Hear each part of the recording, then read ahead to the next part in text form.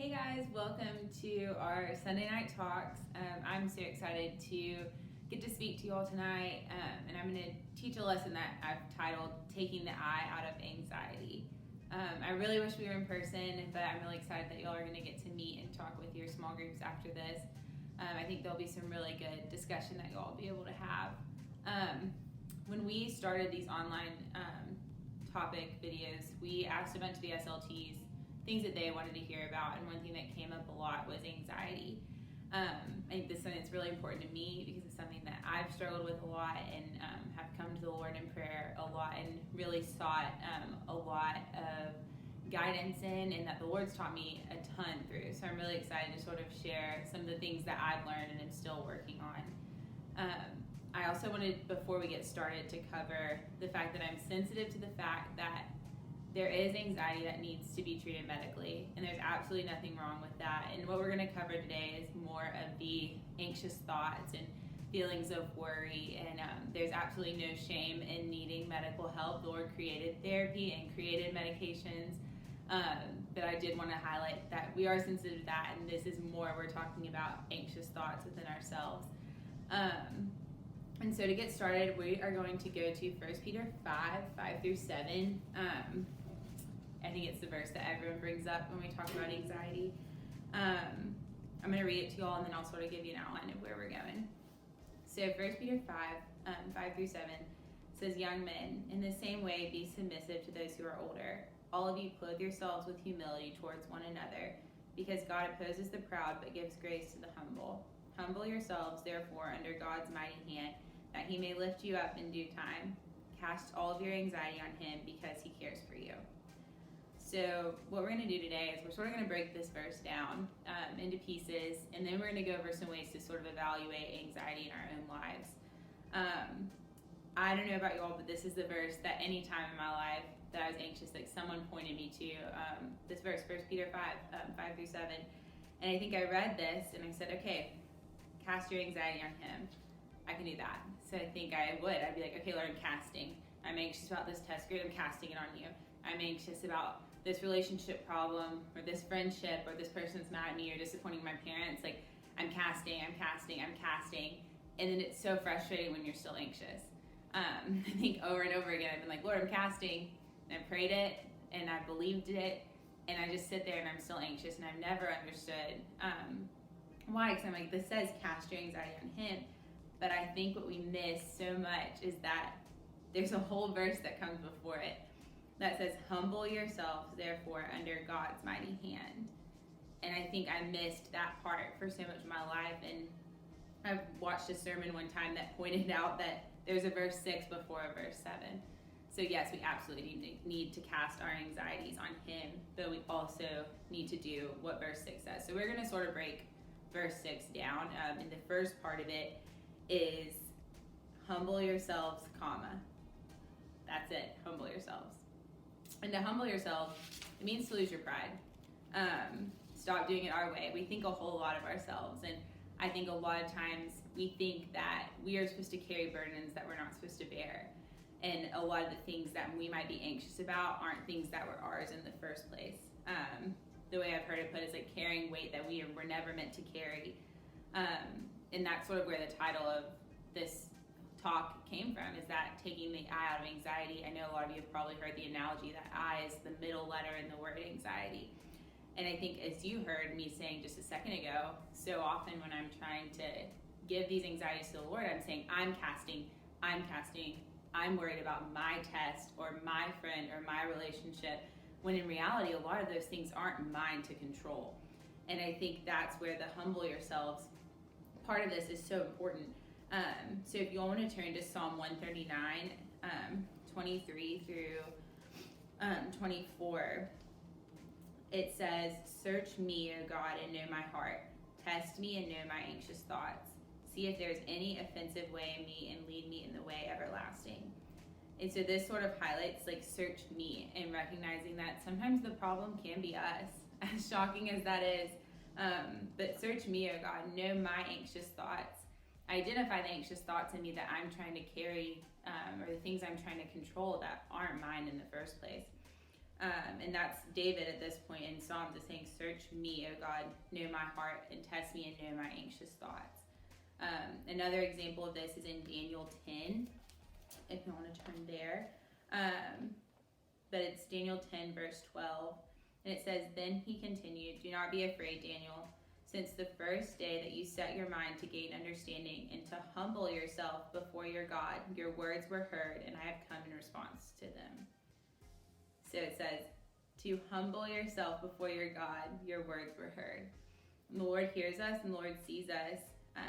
But as these verses say, like the start of this command that's being given in 1 Peter, it's humble yourselves, comma. That's the first step.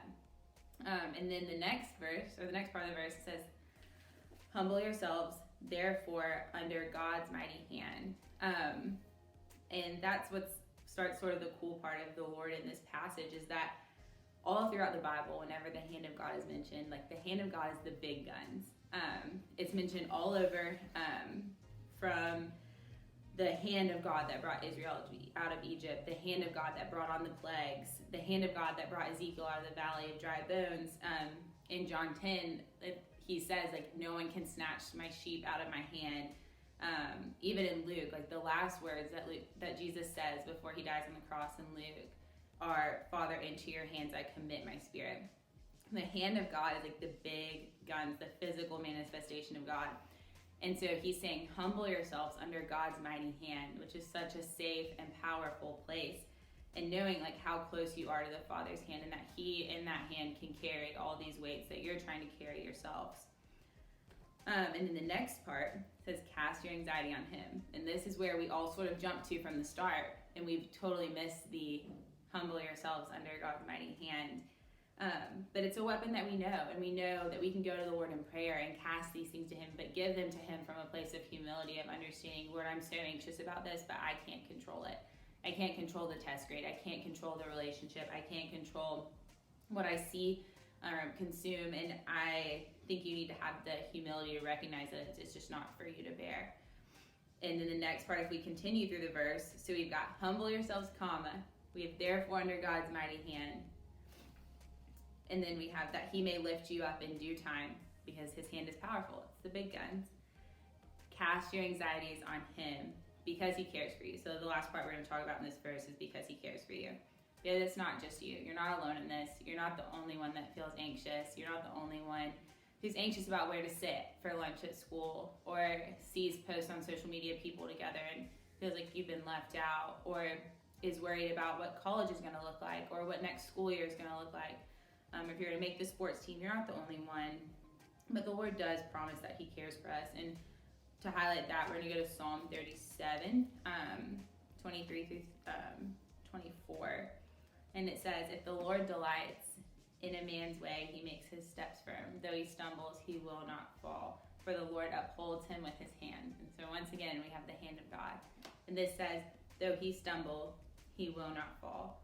And that, I think, is so important, because it doesn't promise, we're not promised in any of these verses that we're never going to have anxious thoughts, and we're not promised that we're never going to experience worry or anxiety. But we are promised in the Psalms, though he stumble, he will not fall, because the hand of God's got us. And I think that's such a sweet reminder. And I think that when we humble ourselves under God's mighty hand, we allow that hand to go to work in our lives. So now that we've sort of covered and picked apart this verse in 1 Peter, I sort of want to transition to ways that we can evaluate the anxiety or the worry that we're feeling in our own lives. And like I said, we're not promised to never feel anxiety. We're not promised to never worry about things or feel like things are spinning out of control. But we are promised that the Lord's got us. But I think the problem comes in where we allow ourselves to live in this state of anxiety. And instead of having anxious thoughts, we live an anxious life. And I think to do that, we probably should evaluate things in our lives that are causing anxiety, or where we're allowing anxiety in. And so the first thing, and I would love if y'all would write this down, is what's your intake? What are you allowing into your life that either makes you anxious or helps with your anxiety? I think the way I've seen it put is like it matters just as much, like what you don't put in, as it does what you do put in. So like if you're scrolling through Instagram and you're getting anxious looking at other people, why are you still scrolling? if being in this big friend group that leaves people out all the time, why are you still participating? I think it's just noticing what are you allowing into your life. I think the way that someone that I really admire put it was, you're filling yourself sometimes with empty calories, but then wondering why you're weak in the battle. And filling yourself with a lot of empty things, and then when the thoughts come in, you're wondering why you're experiencing anxiety. But when you look back at what you've put into your heart and your mind over the last 24 hours, that probably points to some of the problem. So I think that sometimes we need to recognize that it's not all the time these outside events that are making us anxious. Sometimes it's what we're allowing in here. The second thing I want y'all to do is check your insecurities. So we have our intake, now we have our insecurities. And girls, I know this is really big for you, but just knowing where your weak spots are, knowing the things about yourself, or the things both, I guess, in your life, such as like grades or athletics or just your appearance, like things that make you insecure that are easy targets for people, and being aware of those and knowing that those are really weak areas that can lead to anxious thoughts, but also knowing that sometimes those things aren't things that we can control, as we talked about before, and just being so careful to not allow the brokenness of others to affect us. And that's sort of where you get into the concept of living without offense, if any of y'all have ever heard of that. But it's just living unoffended by other people's brokenness.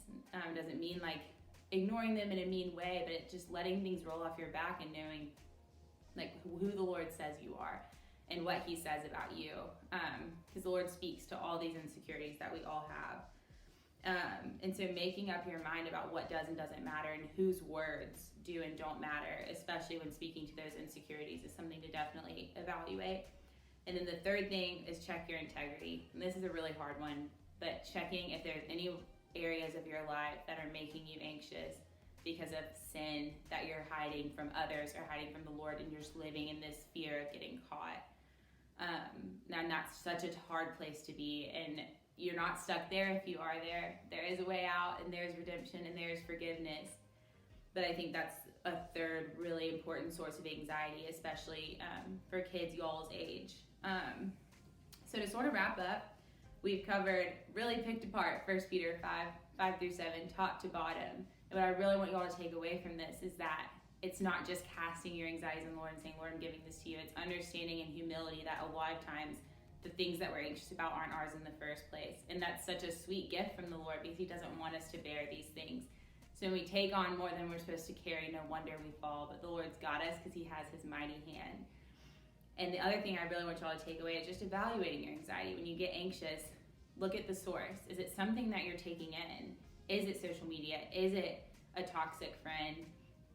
Is it putting too much pressure on yourself? Like, what is your intake? What are you allowing into your mind? And replace it with the Lord, and replace it with these heavy calories that will strengthen you for battle. And then also checking your insecurities, knowing what you're insecure about, knowing places that are going to hurt if someone hits there, and being aware of that when that anxiety or that insecurity is brought out.